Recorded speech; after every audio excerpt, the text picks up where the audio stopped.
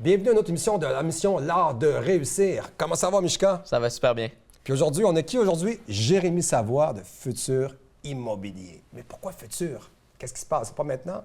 Ah non, l'immobilier, c'est une vision long terme, fait qu'on regarde toujours dans le futur. Puis en lien avec ça, rapidement, pour les gens qui ne te connaissent pas, Jérémy, c'est toute une personne, mais explique-nous rapidement qui t'es, qu'est-ce que tu fais dans la vie de day-to-day. Bien, je suis président fondateur de Futur Immobilier. Futur, c'est une société d'investissement en immobilier. Donc, on achète et on revalorise des propriétés existantes à travers le Grand Montréal.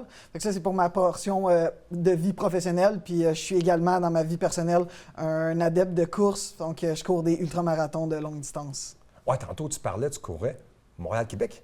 J'ai couru Montréal-Québec l'année dernière en plein hiver, donc 318 km en 56 heures sans arrêt. Wow!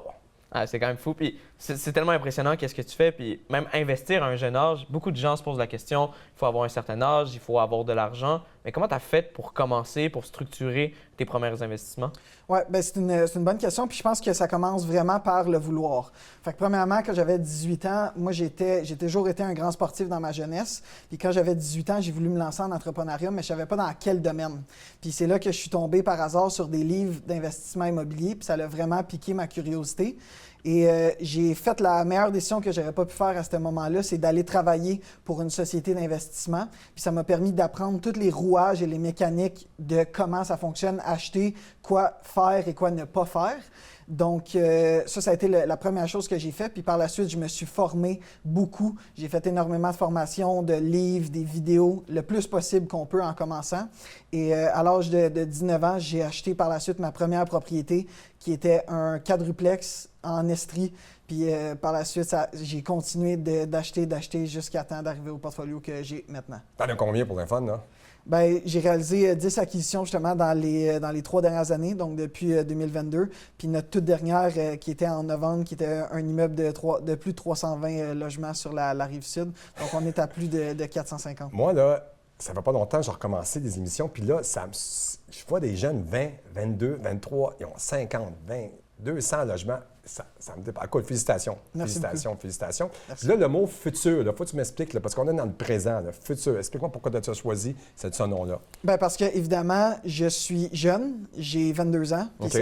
Donc, pour moi, l'immobilier, puis je pense que c'est la meilleure classe d'actifs pour avoir une vision long terme. Premièrement, l'immobilier, parce qu'on le sait que ça prend toujours.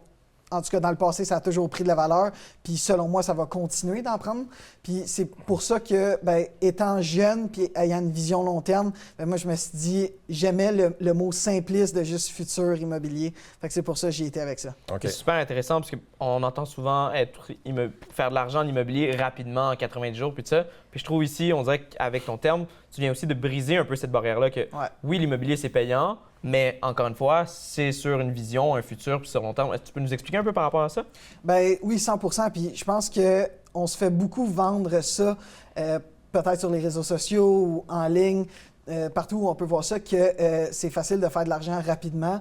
Puis je peux garantir ceci que ça peut arriver des coups de chance, ça arrive à tout le monde, comme dans n'importe quel domaine, que ce soit sur la bourse, en crypto, mais en immobilier, ça peut arriver aussi, mais selon moi, la clé, c'est de vraiment avoir une vision long terme. Parce Sur que, du long terme. Hein. Exactement, parce que ça prend de la valeur, mais ça prend de la valeur peut-être plus lentement que certaines autres classes d'actifs. Puis, je pense que c'est vraiment important de commencer puis de ne pas vouloir faire les choses trop rapidement parce que c'est là qu'on va faire des erreurs parce qu'on est trop pressé. De vraiment prendre le temps d'apprendre correctement, de faire nos projets correctement et d'acheter les bons projets. Puis à long terme, je pense que ça va toujours Parce que payer. dans mon temps, tu achetais une maison ou un triplex quadruplex, tu avais 100 à 200 $ de cash flow par porte.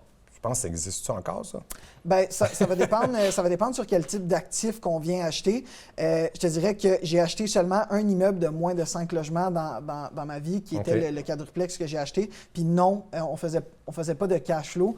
Je pense que maintenant, les valeurs dans les immeubles de 5 logements et moins, qu'on appelle au personnel, sont beaucoup trop élevées par rapport aux revenus qu'on génère.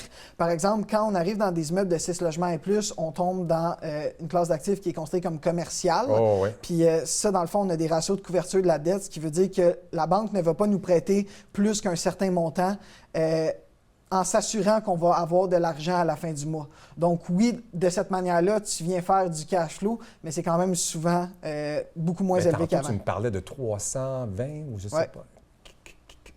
Moi-même, je trouve ça énorme. Comment tu peux faire ça?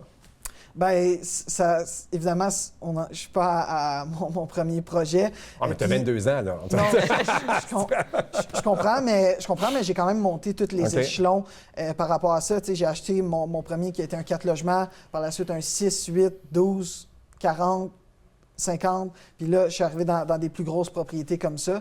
Donc, non, bien, à savoir aussi, je suis parti de rien quand j'ai commencé. J'avais pas de famille ou d'amis qui m'ont aidé. Fait que j'ai compris rapidement que si je voulais grandir en immobilier, ça allait être important de m'entourer des bonnes personnes parce que j'allais avoir besoin... Avec lui. Je sais que Jérémy, ce qui est intéressant, c'est, puis il l'a dit au début, c'est vraiment le vouloir. C'est quand tu as un objectif puis que tu mets les choses en place. Puis c'est ça qui est le fun en immobilier, on pense souvent que c'est inaccessible, mais puis il faut faire les sacrifices. Là. Détrompez-vous, je pense que la plupart des gens, oui, ils voient peut-être qu'est-ce que Jérémy a, mais est-ce que les gens auraient fait les sacrifices que Jérémy a fait? Je suis pas sûr. C'est comme les gens, des fois, qui jouent dans la Ça, c'est un gars qui fait des sacrifices, il court là, 52 heures, Montréal-Québec. C'est un gars discipliné, ça, là. Puis en lien avec ça, la discipline, tout ça, ton mode de vie, est-ce que c'est sûr que c'est indirectement interrelié? Y a-t-il des routines, des choses que tu mets en place pour te permettre d'atteindre ces objectifs qui sont des fois monstres pour certaines personnes? Bien, 100%. Puis je pense que la clé, puis vous venez de parler de justement la course que j'ai faite. Moi, la course m'a amené énormément de discipline puis énormément de force mentale, je pourrais dire. Puis une fois qu'on met ça en place dans une sphère de notre vie, ça se transpose dans toutes les autres sphères. Que ce soit dans ma business, en immobilier, personnel, dans mes relations. Puis je pense que c'est vraiment un mode de vie qui devient inné en soi. Donc oui, la discipline, je suis quelqu'un d'extrêmement discipliné à chaque jour. Puis je pense que c'est la clé. La discipline et la constance, si tu es capable d'avoir ces deux choses-là, je pense que c'est la clé. Mais je pense que le sport t'a beaucoup aidé. Moi aussi, ça m'a beaucoup aidé. J'ai fait du karaté puis de la boxe à des gros niveaux. Ben oui. Puis la discipline m'a apporté comme quand je dis je fais quelque chose, je le fais. Là, 100%. Ça, je suis totalement d'accord là-dessus. Puis on parle d'investissement immobilier, mais il y a d'autres types d'investissement. On a parlé un peu bourse, crypto. Chaque investissement, chaque classe d'actifs vont avoir un risque puis vont avoir un rendement interrelié. Quand on parle des risques en immobilier, c'est quoi exactement les vrais risques réels, puis des fois des risques qu'on entend souvent parler, mais que des fois c'est plus des mythes ou des faussetés en tant que tel? Bien, je pense qu'évidemment, oui, il y a toujours des risques dans n'importe quel investissement qu'on va venir faire. Puis en fait, on entend beaucoup que l'immobilier, c'est un domaine non risqué, parce que dans le passé, ça a toujours pris de la valeur, mais selon moi, ça serait faux de penser ça. Je pense qu'il y a toujours des risques.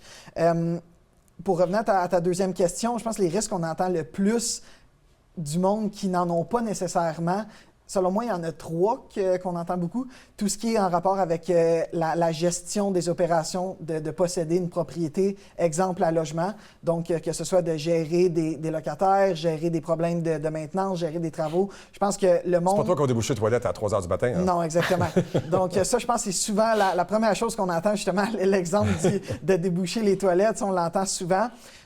Par la suite, je pense que l'endettement, d'un certain sens, évidemment, quand on va venir acheter de l'immobilier, on va venir s'endetter d'une certaine manière. Puis juste ce mot-là peut faire peur à certaines personnes, mais quand on comprend vraiment les rouages financiers d'acheter une propriété, bien, on le sait que les loyers vont payer pour l'hypothèque, en tout cas dans la majeure partie des scénarios. On l'espère. Donc, je pense que, exactement. Donc, je pense que c'est les deux mythes qu'on entend le plus, que une fois qu'on rentre dans la game, si on veut dire, on se rend compte qu'il y a des solutions pour pallier à ces risques. Il y a des solutions pour tout. Hey, c'était un plaisir de t'avoir sur notre plateau, Jérémy. Ça fait plaisir. Merci beaucoup. Es-tu prête pour le prochain invité? 100%, on y va. Hey, Jérémy, c'était un plaisir de te voir. Merci. Nous, on se retrouve dans quelques instants avec notre prochain invité.